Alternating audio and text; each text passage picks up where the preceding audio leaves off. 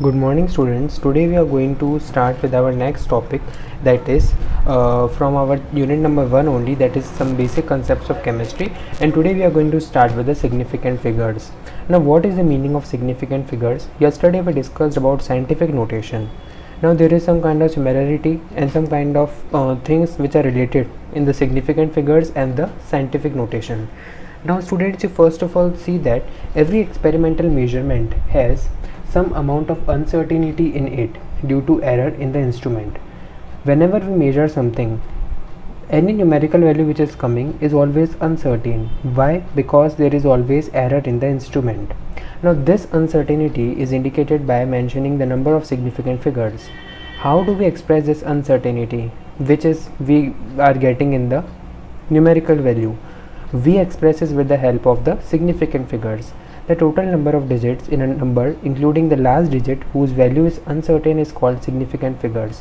Now we have to take all the digits, whatever is the numerical value that we are getting, every digit of that numerical value, including the last digit whose value is uncertain. Suppose we are getting 234.53. Now 234.53, the last 3, this value is uncertain, but we have to take these all. Suppose I am writing here 234.53. This value is uncertain, but we are taking these all 1 2 3 4 5 digits to count the significant figures. Now let us see some examples. For example, 3.200. Here we have 4 significant figures, and 3200, removing this decimal, we have only 2 significant figures. Now how can we calculate the number of significant figures, and how can we see that up to which digit we have to take to total digits to calculate the significant figures? For example, here in this example we took this last digit which is uncertain. We even included this to calculate our total number of digits in the significant figures. So we had 1 2 3 4 and 5 significant figures. Here also we took 1 2 3 4 significant figures. Here only we took 2 significant figures. Why? So there are certain rules which are pertaining to counting of the significant figures. So let us see those rules. First rule says that all non-zeros are significant. In any number, whatever are the non-zeros, suppose here we have no zero, so these have 3 significant figures. Here this is a 0, it is not significant, but these 2 are non-zeros, so this is significant. So there are 2 significant figures, here there are 3. Second rule says that 0 between 2 non-zero digits are significant. For example, here 1 and 7 are non-zero digits. The zeros which are coming in between these two are also significant, so we will have 4. Third, trailing zeros are significant if they are after a decimal point. What does it mean? Means if the zeros are present after the decimal point, that time those zeros are also significant. For example, 1.560. Here this 0 is located after the decimal point, that's why it will be also included. So we have 4 significant figures. Next, leading zeros are not significant. No matter when they are leading before the decimal or they are leading after the decimal, both of them are non-significant. For example, 0.05. Here this 0 is also not significant, this is also not significant, so we will have one significant figure only. Similarly, 0.00, all these leading zeros will be non-significant. Let us see here, this 0 is between two non-significant, this 0 is between two non-zero digits, that's why this will be significant, and these 2 zeros are after the decimal place, that's why these will be the significant zeros. So 1 2 3 4 and 5 significant figures we have there. Next rule says that when there are defined number is there, for suppose we have 2 is a very defined number, these type of numbers have the infinite significant figures. How? Because when we write this 2 and when we put a point, we can also express it as 2.000 and so on. So in that way, calculating this 2 and these all zeros, we have infinite significant figures. So this is also an important thing. The next thing says that in scientific notation, all are the significant numbers. For example, here 2.04 multiplied by 10 to the power 4. Here all these 3 will be significant. Similarly, here also all these 4 will be significant. So in the scientific notation, we have all the numbers significant. Now let us calculate the significant figures in the operational calculus. Means whenever we do calculus, for example addition, subtraction, multiplication, division, there also we have to take care of these significant figures. Now how do we write the significant figures in the answer? So first of all, we'll see for addition and subtraction. Whenever we do addition subtraction and whatever we are getting the answer, we always put the number of digits after decimal point only that much which are given in any one of them. For example, over here we have the we have to see that number which has lesser number of digits after the decimal place. For example, in these two numbers we have this number 19.26. It has only two numbers after decimal point. So in the answer also we only require two number after the decimal points, so this term has to be rounded off. So 2 3 4 6 6 will be only 2 3. Why? Because this 4 is lesser than 5, so we are not going to convert this. In that way we can say that we have found 8.23. 23 means 2 digits after decimal, because we are also having a 2 digits after the decimal. So the trick is that you have to find that number which has lesser number of digits after decimal, and whatever are the number of digits after that decimal, you have to do the same by rounding off in the answer also. This is for addition and subtraction. Now what for multiplication and division? In multiplication and division, remember that we are not going to see the number of digits after decimal. We are going to see as a whole the significant figures. For example, see these two. Here in the first number we have 1 2 3 4 5 significant figures, and here we have only 3 significant figures. So whatever answer is coming either in multiplication or in division, you have to round them off in such a way that only 3 significant figures are left in the answer. Means you have to go with that number which has less significant figures. So in these two we have this one, it has only 3 significant figures. Now these significant figures should also be there in the answer, means only 3 should be there. So this whole has been rounded off. So this is the rule for significant figures in the operational calculus. Now let us see the laws of chemical combination. The first law is the law of conservation of mass. What is the law of conservation of mass? First of all, you should know that this law is proposed by Anthony Lavoisier, and he has said that matter can neither be created nor be destroyed.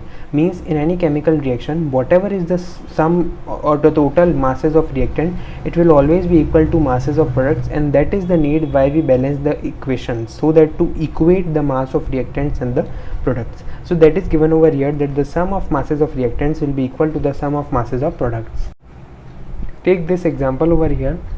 They are saying that if 6.3 gram of NaHCO3, that is sodium bicarbonate, is added to 15 gram of acetic acid, the residue is found to weigh 18 gram. Means you have NaHCO3 and you add acetic acid in this, so you get you take 6.3 gram here and you take here 15 gram of acetic acid.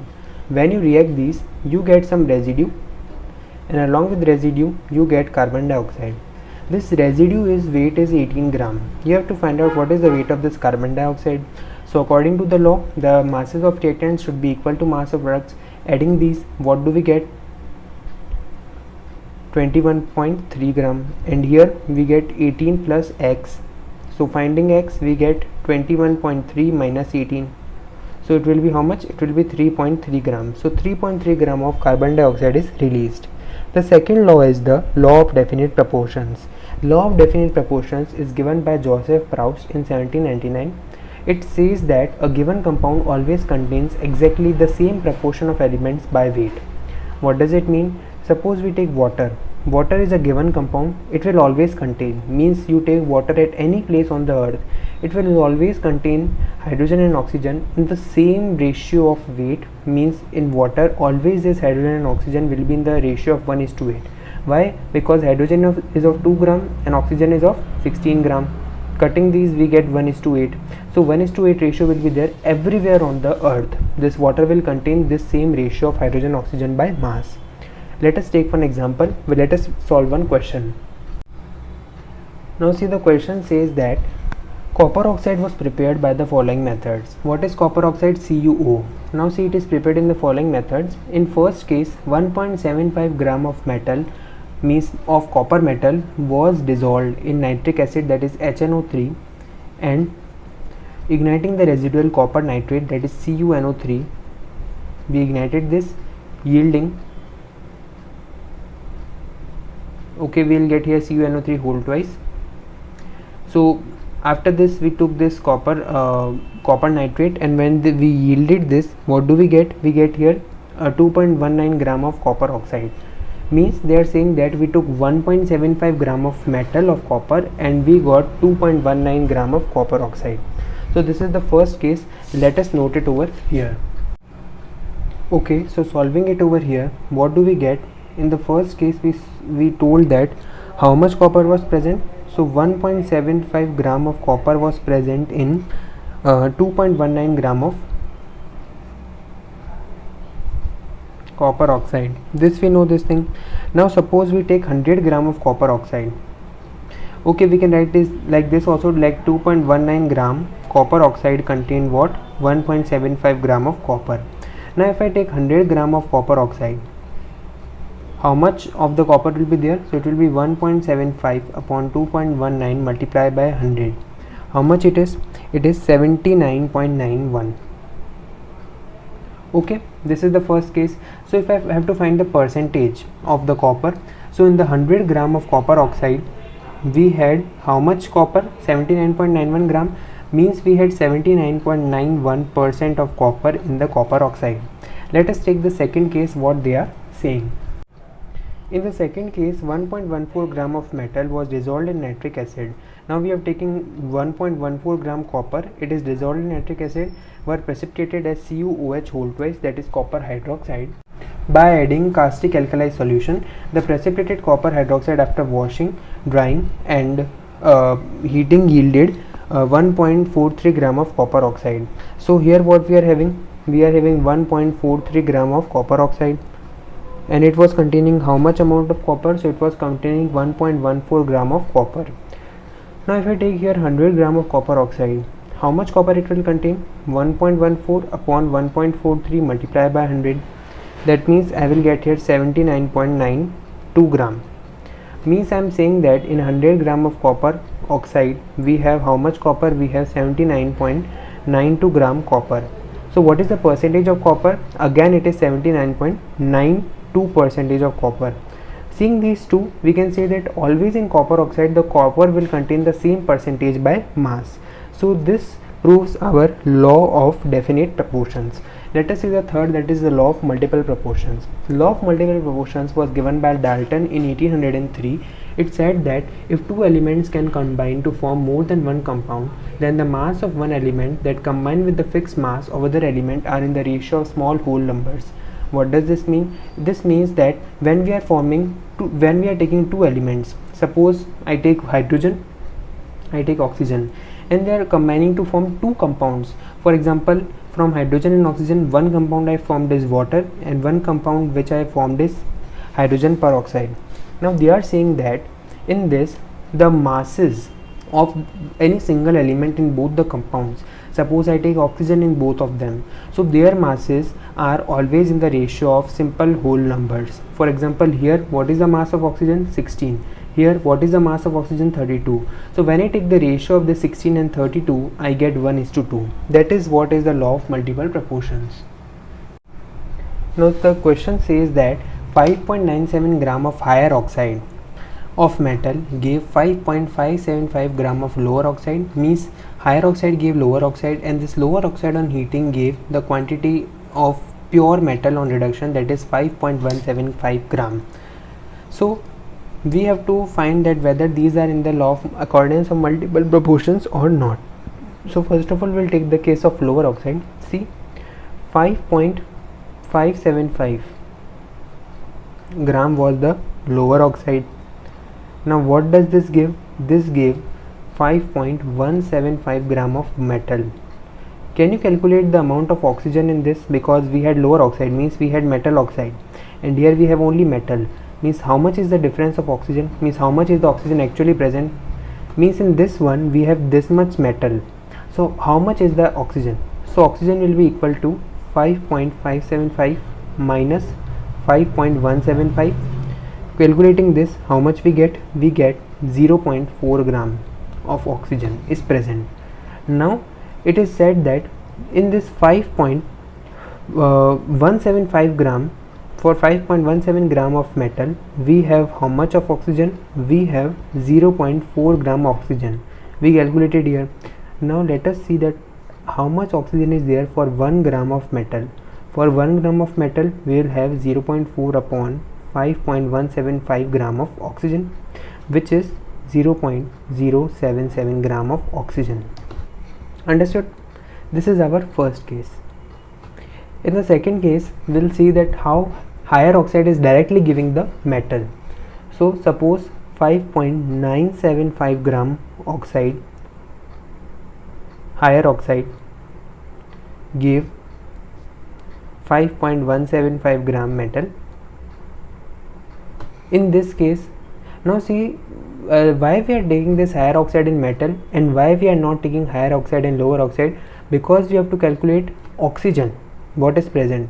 So oxygen can only be calculated when we have one where oxygen is totally absent and one where oxygen is present, so that their difference can give up the actual amount of oxygen.